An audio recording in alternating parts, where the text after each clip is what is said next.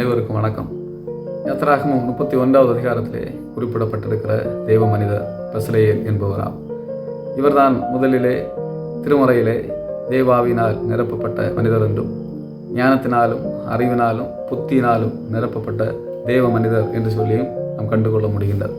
இந்த பெசலேயேலுக்கு இருந்த சிறப்புகள் என்னவென்று சொல்லி நாம் பார்க்கலாம். இந்த பெசலேயேல் என்பதற்கு கடவுளின் நிழலில் அல்லது கடவுளின் பாதுகாப்பில் என்கின்ற அர்த்தங்கள் எல்லாம் கொடுக்கப்படுகிறது. ஒரு யூதா கோத்திரத்தை சேர்ந்தவர், ஊரின் குமாரனாகிய ஊரின் மகனான பெசலேயேல் என்று திருமறை வரை அறிமுகப்படுத்துகின்றார்.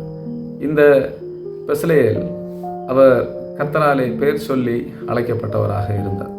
எதற்காக அழைக்கப்பட்டார் என்று சொன்னால், ஆசரிப்பு கூடாரம், சாட்சிப்பட்டி, அதனுடைய பனிமூட்டுகள், மேஜை, அங்கிருந்த குத்து விளக்கு, அங்கிருந்த தகன பீடம், அதிலே பயன்படுத்தப்படுகின்ற சுகந்த வர்க்கங்களாகிய தூப வர்க்கம், ஆரோனுடைய வஸ்திரங்கள், இவைகள் அனைத்தையும் செய்வதற்காக இவர் பெயர் சொல்லி அழைக்கப்பட்டிருந்தார்.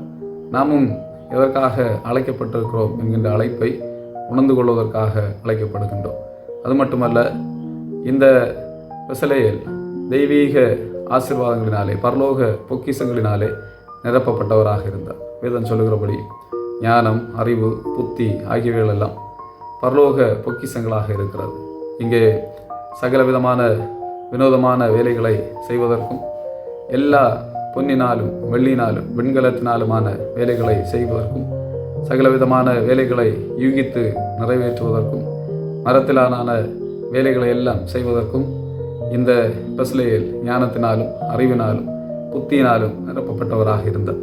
அது மட்டுமல்ல, இந்த பெசலேயேல் தேவ ஆவியினாலே நிரப்பப்பட்ட மனிதராகவும் இருந்தார்.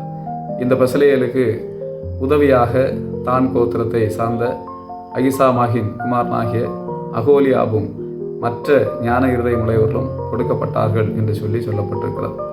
ஆண்டவர் நம்மை பேர் சொல்லி அழைத்து ஞானத்தினாலும் அறிவினாலும் புத்தியினாலும் நிரப்பி பரிசுத்தாவினருடைய துணையை தந்து நல்ல ஞான இருதயம் உடையவர்களுடைய உதவிகளை நமக்கு தந்து நம்மை இந்த உலகத்திலே வழி நடத்துகின்ற பொழுது அவர் நமக்கு என்ன கட்டளையிட்டிருக்கிறாரோ அந்த கட்டளைப்படி செய்வதற்கு இந்த பெசலேயேல் நமக்கு ஒரு அழைப்பை அவர் தருகின்றார். எனவே கடவுளின் பாதுகாப்பில், கடவுளின் நிழலிலே அமர்ந்து கொண்டு எதற்காக நாம் அழைக்கப்பட்டிருக்கிறோமோ அந்த அழைப்பை நமக்கு தரப்பட்டிருக்கிற ஞானத்தினாலும் புத்தியினாலும் அறிவினாலும் தூய ஆவியினருடைய துணையினாலும் நாம் நிறைவேற்றுவோம்.